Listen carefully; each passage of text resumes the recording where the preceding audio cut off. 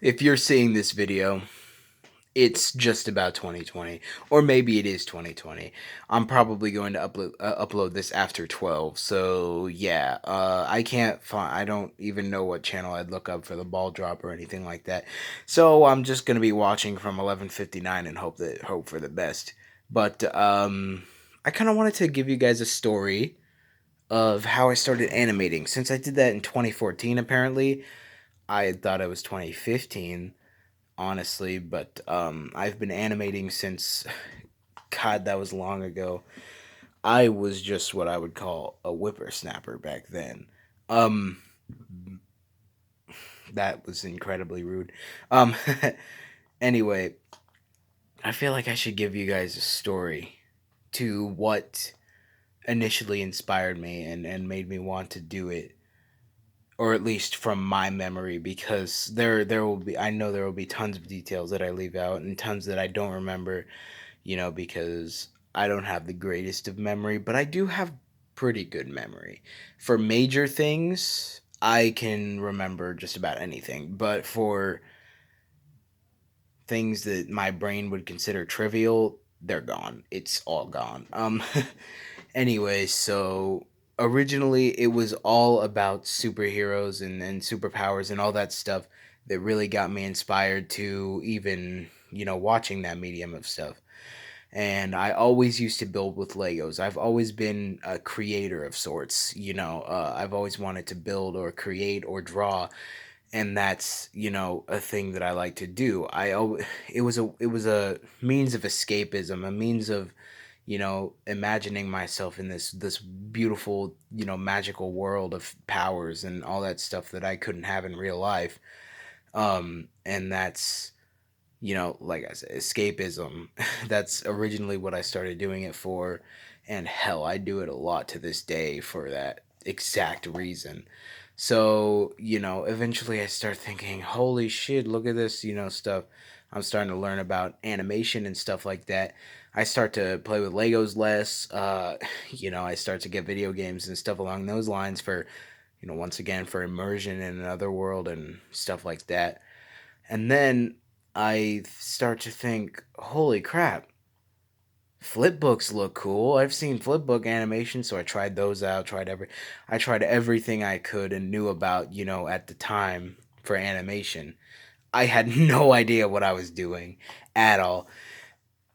Just gonna add a little tip and trick. If you're trying to, okay, animation varies a lot when it comes to quality to effort. Like if you're doing a really really simple style, like a circle on a stick man or whatever, it's going to be so much easier to animate than if you're trying to do, I don't know, the same style as say Parasite the Maxim or something. I mean, it's going to be completely different difficulty level wise.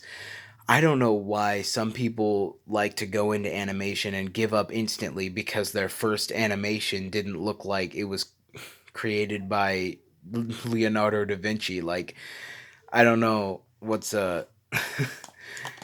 with that. Like how people think that they're gonna go in being a fucking master. Like it takes years of practice. I'm not even perfect yet. I wouldn't even say that I'm like a pro quite yet. Well, maybe I don't know. I wouldn't even say that I'm that good. I mean, I'm getting a lot better. I'm a lot better than I used to be, but I still have so far to go in terms of everything else. I mean, yeah, it looks good, but I still have to work on length of videos and and stuff like slow motion and all that stuff. It's I still have a lot to work on despite literally being animating since 2014. So yeah, so I got into that and I really wanted to do it. It was a whole new way of immersion. It was such a wonder to me how they could make drawings move like that basically. And being the child I was and will always and forever be probably, I wanted to learn. Well, I mean, other people usually don't like want to learn. They like hate school and stuff. There are certain classes that I really get into. Like like science and certain things like that, and sometimes history, and well, I guess every class. I don't know. I can get into any class sometimes. It just depends on what we're learning about, because a lot of times I just want to put knowledge in my brain, and that is probably how somehow how I went from uh I was going to go with a rhyme, but I'm just going to say it, sped to success, and so quickly is, and it was ever since that like 8th grade IQ test. They were like, dude, this guy isn't dumb by any means. So then they decided to push me a lot harder than I had ever been pushed when it came to school. And then bam, I'm getting so off track. Okay, so animation, yada yada yada.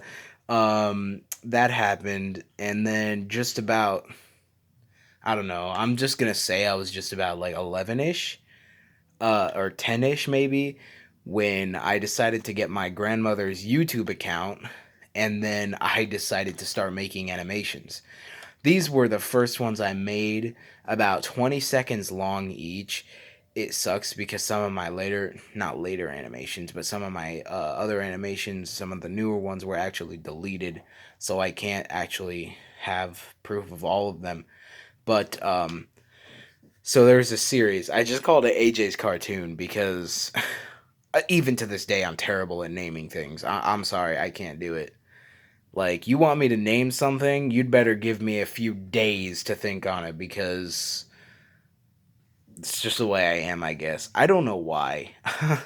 I can be extremely clever at times, but when it comes to giving a name to something, God, I'm like not. I'm like a newborn baby, base basically. And so yeah, I started with AJ's Cartoon a little bit, started animating.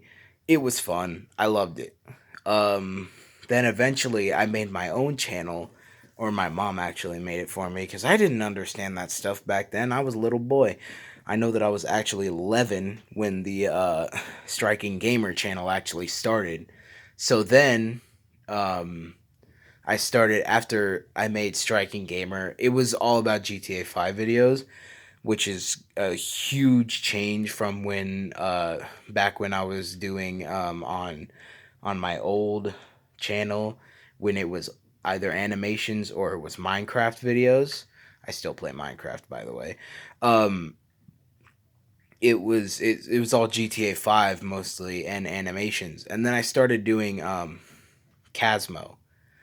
Some people who've watched my channel for a really long time will, or knew me since those days, will remember, or will be like, "Oh man, I saw that once." Probably not though, because my videos do not get many views. Um, I know my close friends do. I definitely know that. And so Casmo went on for a little bit. I decided to end it in like the worst way possible, with the main character like, "Oh, cool, everything's done now. All the conflicts are they're done. So let me just go back home. Oh wait, I have sword through my torso." So that wasn't very thought out plot wise. It was actually just like a dude who was there. His brother got killed, and he went Super Saiyan because children. Yeah, I just did shit, and then he got knocked away like miles away into an ocean, and he was like buffer than the Hulk, which is kind of weird, despite being despite being very young. And then he got picked up by a helicopter. God, the plot was terrible.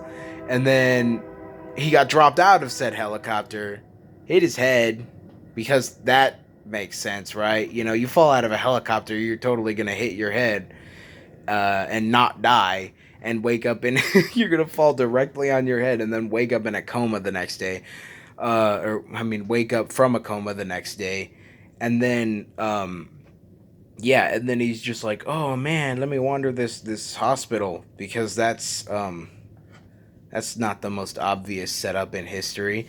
And then boom, lights go out, stuff like that. It's all creepy. And then the guy who killed Casmo's brother comes back because he's back in the hospital still searching for Casmo, I guess. And then Casmo runs, but then he decides, oh no, I can't run away from my fears anymore. So then he goes Super Saiyan again, I guess. And then he just starts, fighting Black Mist Man. And they fight. And then I think he wins. Yeah, I'm pretty sure he wins. And then then comes home. He's on his way home, and then suddenly like it's raining, and then a bolt of lightning strikes, and then when the when the screen goes to see again, like he's just got a sword through him. It's yeah, it was like the episodes were each like a minute long. That was like the standard I did back then. I was like, okay, if I can get this to a minute long. But yeah, and they were all in parts too. Like there was a new part every 2 weeks or so, and it was like 26 to 30 seconds of the episode. Actually no, it was like 10 to 30 seconds to the of the episode. And then yeah, basically I'd usually make like 4 parts of the episode, and then I combine them and have like a 1 minute episode in total. God, my hair is crazy today. It's always crazy. Don't let me trick you. So yeah, that all happened. Casmo ended eventually. I deleted that off of my channel instead of making it private, which kind of still stresses me out to this day that I would like completely delete this off of the earth, and like I can never see it again. It's actually pretty sad. But then yeah, and then comes the first version of Dragon Ball Dimensions. It was actually originally Dragon Ball Distortion, believe it or not, or do, because I think everyone who watched that first episode will know, because the narrator literally says, "Next time on Dragon Ball Distortion." So yeah, yeah. So it was originally Dragon Ball Distortion. Then we changed it to Dragon Ball Dimensions, and because it kind of made more sense, because of the dimension. I guess I can't. Well, it was basically just like, oh, this person who is like, I don't know. I don't even know. I just made him like kind of dark. Uh, just because I feel like that's more relatable in today's society, to have them a little like look either mixed or Mexican or whatever, God knows, because they're just brownish. I feel like it's more relatable. I said that already, but you get my point. Like more people are becoming mixed or are slightly dark or whatever. It just makes more sense to have a main character like that randomly goes through a portal that shows up in his room because he thinks it's somehow a good idea. Ends up on the other side in a different dimension where two people are having a beam clash, Gohan and Cell, as he is in the Cell games, I guess.